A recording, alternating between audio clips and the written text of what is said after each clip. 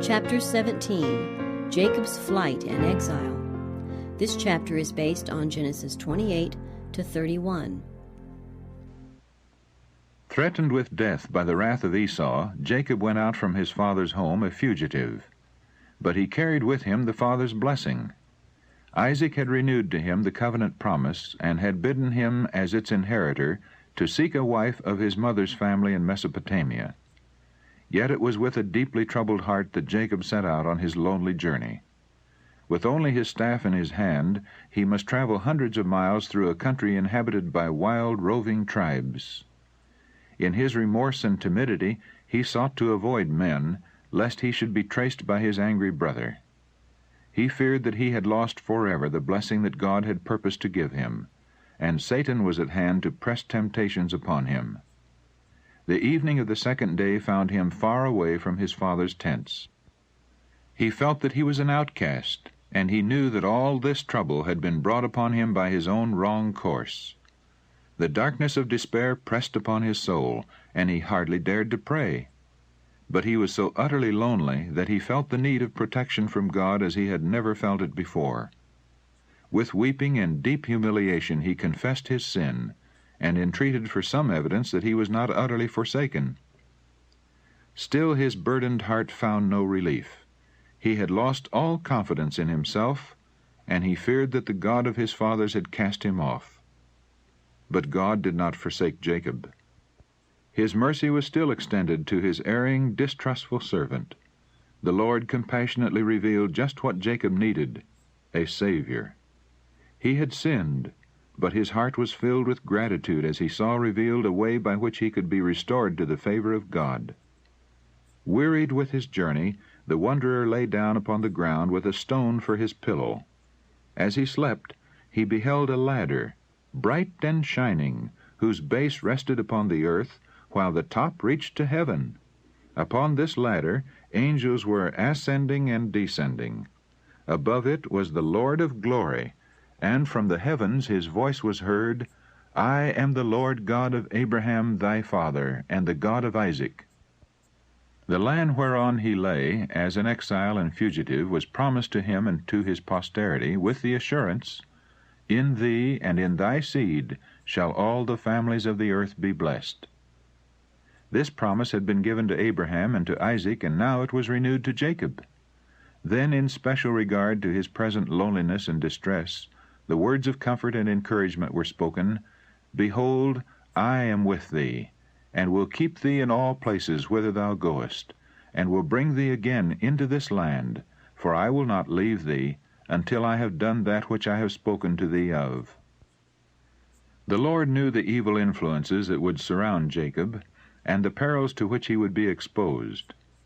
In mercy he opened up the future before the repentant fugitive, that he might understand the divine purpose with reference to himself, and be prepared to resist the temptations that would surely come to him when alone amid idolaters and scheming men. There would be ever before him the high standard at which he must aim, and the knowledge that through him the purpose of God was reaching its accomplishment would constantly prompt him to faithfulness. In this vision the plan of redemption was presented to Jacob, not fully, but in such parts as were essential to him at that time. The mystic ladder revealed to him in his dream was the same to which Christ referred in his conversation with Nathanael. Said he, Ye shall see heaven open, and the angels of God ascending and descending upon the Son of Man. John chapter 1, verse 51. Up to the time of man's rebellion against the government of God, there had been free communion between God and man. But the sin of Adam and Eve separated earth from heaven, so that man could not have communion with his Maker. Yet the world was not left in solitary hopelessness. The ladder represents Jesus, the appointed medium of communication. Had he not, with his own merits, bridged the gulf that sin had made? The ministering angels could have held no communion with fallen man. Christ connects man in his weakness and helplessness with the source of infinite power. All this was revealed to Jacob in his dream.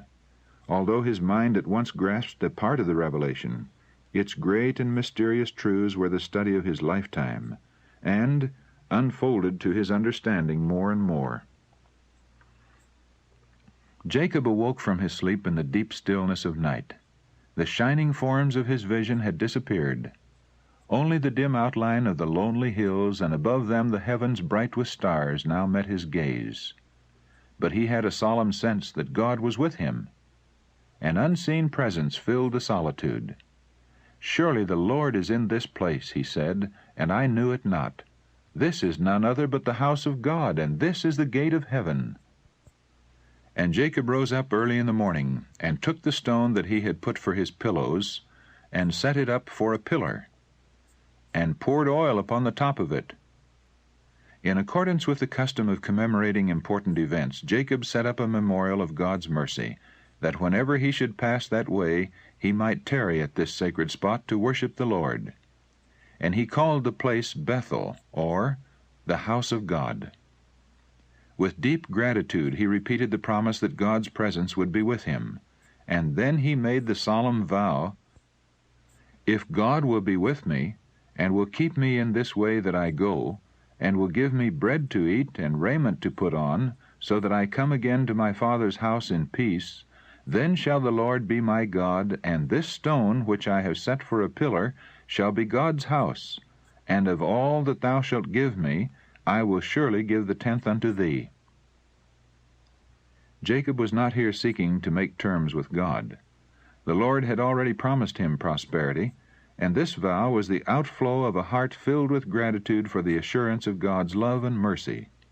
Jacob felt that God had claims upon him which he must acknowledge, and that the special tokens of divine favor granted him demanded a return. So does every blessing bestowed upon us call for a response to the author of all our mercies. The Christian should often review his past life, and recall with gratitude the precious deliverances that God has wrought for him, supporting him in trial, opening ways before him when all seemed dark and forbidding, refreshing him when ready to faint. He should recognize all of them as evidences of the watch care of heavenly angels. In view of these innumerable blessings, he should often ask, with subdued and grateful heart, "What shall I render unto the Lord for all his benefits toward me?" Psalm 116, verse 12. Our time, our talents, our property should be sacredly devoted to him who has given us these blessings in trust. Whenever a special deliverance is wrought in our behalf, or new and unexpected favors are granted us, we should acknowledge God's goodness not only by expressing our gratitude in words, but, like Jacob, by gifts and offerings to his cause. As we are continually receiving the blessings of God, so we are to be continually giving. "Of all that thou shalt give me," said Jacob, "I will surely give the tenth unto thee." Shall we who enjoy the full light and privileges of the gospel be content to give less to God than was given by those who lived in the former, less favored dispensation? Nay, as the blessings we enjoy are greater, are not our obligations correspondingly increased? But how small the estimate, how vain the endeavor to measure with mathematical rules time, money, and love against a love so immeasurable and a gift of such inconceivable worth. Tithes for Christ. Oh, meager pittance, shameful recompense for that which costs so much. From the cross of Calvary, Christ calls for an unreserved consecration. All that we have, all that we are, should be devoted to God. With a new and abiding faith in the divine promises, and assured of the presence and guardianship of heavenly angels, Jacob pursued his journey to the land of the children of the east. Genesis chapter 29, verse 1, the marginal reading. But how different his arrival from that of Abraham's messenger nearly 100 years before. The servant had come with a train of attendants riding upon camels, and with rich gifts of gold and silver. The son was a lonely, footsore traveler, with no possession save his staff. Like Abraham's servant, Jacob tarried beside a well, and it was here that he met Rachel, Laban's younger daughter. It was Jacob now who rendered service, rolling the stone from the well and watering the flocks. On making known his kinship, he was welcomed to the home of Laban. Though he came portionless and unattended, a few weeks showed the worth of his diligence and skill, and he was urged to tarry. It was arranged that he should render Laban 7 years' service for the hand of Rachel. In early times, custom required the bridegroom, before the ratification of a marriage engagement, to pay a sum of money, or its equivalent in other property, according to his circumstances, to the father of his wife. This was regarded as a safeguard to the marriage relation. Fathers did not think it safe to trust the happiness of their daughters to men who had not made provision for the support of a family. If they had not sufficient thrift and energy to manage business and acquire cattle or lands, it was feared that their life would prove worthless. But provision was made to test those who had nothing to pay for a wife. They were permitted to labor for the father, whose daughter they loved, the length of time being regulated by the value of the dowry required. When the suitor was faithful in his services and proved in other respects worthy, he obtained the daughter as his wife, and generally the dowry which the father had received was given her at her marriage. In the case of both Rachel and Leah, however, Laban selfishly retained the dowry that should have been given them. They referred to this when they said, just before the removal from Mesopotamia, "He hath sold us, and hath quite devoured also our money." The ancient custom, though sometimes abused, as by Laban, was productive of good results. When the suitor was required to render service to secure his bride, a hasty marriage was prevented, and there was opportunity to test the depth of his affections, as well as his ability to provide for a family. In our time, many evils result from pursuing an opposite course. It is often the case that persons before marriage have little opportunity to become acquainted with each other's habits and disposition, and so far as everyday life is concerned, they are virtually strangers when they unite their interests at the altar. Many find too late that they are not adapted to each other, and lifelong wretchedness is the result of their union. Often the wife and children suffer from the indolence and inefficiency or the vicious habits of the husband and father. If the character of the suitor had been tested before marriage, according to the ancient custom, great unhappiness might have been prevented. 7 years of faithful service Jacob gave for Rachel, and the years that he served seemed unto him but a few days for the love he had to her. But the selfish and grasping Laban, desiring to retain so valuable a helper, practiced a cruel deception in substituting Leah for Rachel. The fact that Leah herself was a party to the cheat caused Jacob to feel that he could not love her.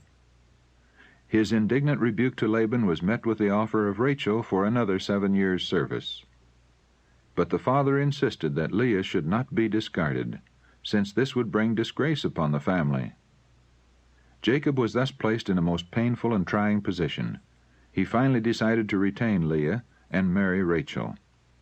Rachel was ever the one best loved, but his preference for her excited envy and jealousy, and his life was embittered by the rivalry between the sister wives.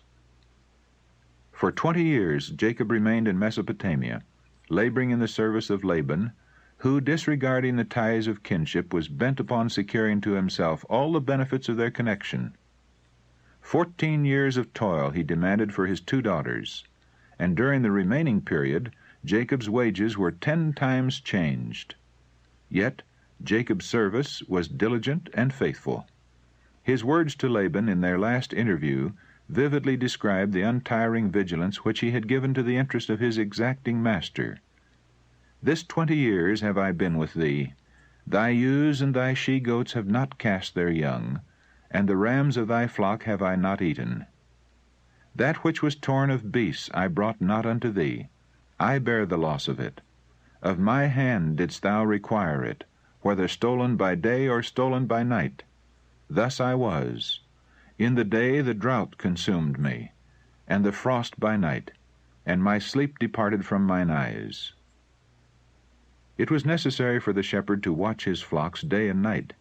They were in danger from robbers and also from wild beasts, which were numerous and bold, often committing great havoc in flocks that were not faithfully guarded. Jacob had many assistants in caring for the extensive flocks of Laban, but he himself was held responsible for them all. During some portions of the year it was necessary for him to be constantly with the flocks in person, to guard them in the dry season against perishing from thirst, and during the coldest months from becoming chilled with the heavy night frosts. Jacob was the chief shepherd. The servants in his employ were the under-shepherds. If any of the sheep were missing, the chief shepherd suffered the loss, and he called the servants to whom he entrusted the care of the flock to a strict account if it was not found in a flourishing condition. The shepherd's life of diligence and care-taking, and his tender compassion for the helpless creatures entrusted to his charge, have been employed by the inspired writers to illustrate some of the most precious truths of the gospel. Christ, in his relation to his people, is compared to a shepherd. After the fall, he saw his sheep doomed to perish in the dark ways of sin. To save these wandering ones, he left the honors and glories of his Father's house. He says, "I will seek that which was lost, and bring again that which was driven away, and will bind up that which was broken, and will strengthen that which was sick. I will save my flock, and they shall no more be a prey. Neither shall the beast of the land devour them." Ezekiel chapter 34, verses 16, 22, and 28. His voice is heard calling them to his fold, a shadow in the daytime from the heat, and for a place of refuge, and for a covert from storm and from rain. Isaiah chapter 4, verse 6. His care for the flock is unwearied. He strengthens the weak, relieves the suffering, gathers the lambs in his arms, and carries them in his bosom. His sheep love him, and a stranger will they not follow, but will flee from him, for they know not the voice of strangers. John chapter 10, verse 5. Christ says, "The good shepherd giveth his life for the sheep, but he that is an hireling and not the shepherd, whose own the sheep are not, seeth the wolf coming, and leaveth the sheep, and fleeth, and the wolf catcheth them, and scattereth the sheep. The hireling fleeth because he is an hireling, and careth not for the sheep. I am the good shepherd, and know my sheep, and am known of mine." Verses 11 to 14. Christ, the chief shepherd, has entrusted the care of his flock to his ministers as under-shepherds, and he bids them have the same interest that he has manifested, and feel the sacred responsibility of the charge he has entrusted to them. He has solemnly commanded them to be faithful, to feed the flock, to strengthen the weak, to revive the fainting, and to shield them from devouring wolves. To save his sheep, Christ laid down his own life, and he points his shepherds to the love thus manifested as their example. But he that is an hireling, whose own the sheep are not, has no real interest in the flock. He is laboring merely for gain, and he cares only for himself. He studies his own profit instead of the interest of his charge, and in time of peril or danger he will flee and leave the flock.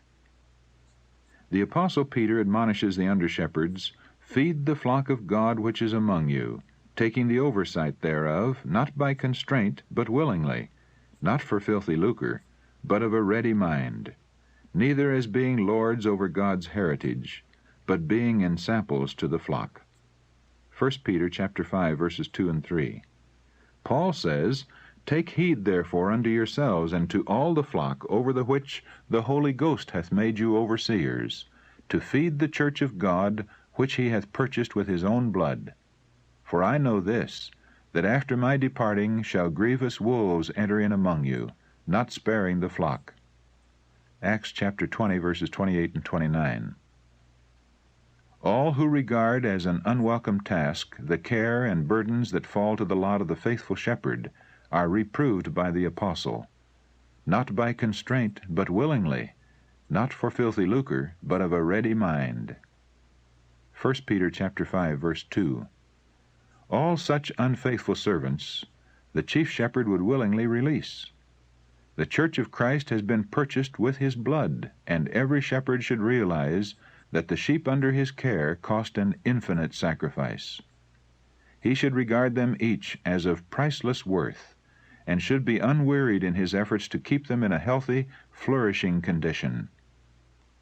The shepherd who is imbued with the Spirit of Christ will imitate his self-denying example, constantly laboring for the welfare of his charge, and the flock will prosper under his care. All will be called to render a strict account of their ministry. The master will demand of every shepherd, "Where is the flock that was given thee, thy beautiful flock?" Jeremiah chapter 13, verse 20. He that is found faithful will receive a rich reward. When the chief shepherd shall appear, says the apostle, ye shall receive a crown of glory that fadeth not away. 1 Peter chapter 5, verse 4. When Jacob, growing weary of Laban's service, proposed to return to Canaan, he said to his father-in-law, "Send me away, that I may go unto mine own place and to my country. Give me my wives and my children, for whom I have served thee, and let me go, for thou knowest my service which I have done thee." But Laban urged him to remain, declaring, "I have learned by experience that the Lord hath blessed me for thy sake." He saw that his property was increasing under the care of his son-in-law. Said Jacob, "It was little which thou hadst before I came, and it is now increased unto a multitude." But as time passed on, Laban became envious of the greater prosperity of Jacob, who increased exceedingly, and had much cattle and maidservants and men-servants and camels and asses. Laban's sons shared their father's jealousy, and their malicious speeches came to Jacob's ears. "He hath taken away all that was our father's, and of that which was our father's hath he gotten all this glory." And Jacob beheld the countenance of Laban, and behold, it was not toward him as before. Jacob would have left his crafty kinsman long before, but for the fear of encountering Esau. Now he felt that he was in danger from the sons of Laban, who, looking upon his wealth as their own, might endeavor to secure it by violence. He was in great perplexity and distress, not knowing which way to turn. But mindful of the gracious Bethel promise, he carried his case to God, and sought direction from him. In a dream his prayer was answered. "Return unto the land of thy fathers, and to thy kindred, and I will be with thee." Laban's absence afforded opportunity for departure. The flocks and herds were speedily gathered and sent forward, and with his wives, children, and servants, Jacob crossed the Euphrates, urging his way toward Gilead on the borders of Canaan. After 3 days Laban learned of their flight, and set forth in pursuit, overtaking the company on the 7th day of their journey. He was hot with anger, and bent on forcing them to return, which he doubted not that he could do, since his band was much the stronger. The fugitives were indeed in great peril. That he did not carry out his hostile purpose was due to the fact that God himself had interposed for the protection of his servant. "It is in the power of my hand to do you hurt," said Laban. "But the God of your father spake unto me yesternight, saying, Take thou heed that thou speak not to Jacob either good or bad. That is, he should not force him to return, or urge him by flattering inducements." Laban had withheld the marriage dowry of his daughters, and had ever treated Jacob with craft and harshness. But with characteristic dissimulation, he now reproached him for his secret departure, which had given the father no opportunity to make a parting feast, or even to bid farewell to his daughters and their children. In reply, Jacob plainly set forth Laban's selfish and grasping policy, and appealed to him as a witness to his own faithfulness and honesty. "Except the God of my father, the God of Abraham, and the fear of Isaac had been with me," said Jacob, "surely thou hadst sent me away now empty. God has seen mine affliction, and the labor of my hands, and rebuked thee yesternight." Laban could not deny the facts brought forward, and he now proposed to enter into a covenant of peace. Jacob consented to the proposal, and a pile of stones was erected as a token of the compact. To this pillar Laban gave the name Mizpah, watchtower, saying, "The Lord watch between me and thee when we are absent one from another." And Laban said to Jacob, "Behold this heap, and behold this pillar, which I have cast betwixt me and thee. This heap be witness, and this pillar be witness, that I will not pass over this heap to thee, and that thou shalt not pass over this heap and this pillar unto me for harm.